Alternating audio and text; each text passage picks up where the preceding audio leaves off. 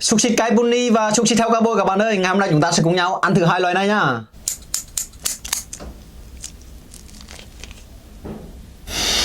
Chúng ta bắt đầu với xúc xích heo cao bôi nhân phô mai được đấy nhỉ. Mời tất cả mọi người nhá.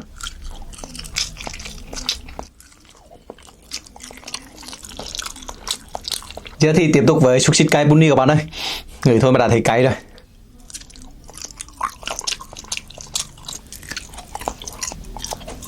Mình vẫn thích và đánh giá cao xúc xích heo cao bôi nhân phô mai nguyên bản các bạn nhé. Còn xúc xích cay bunny cũng ngon nhưng mà nói chung hơi lẻ về một chút.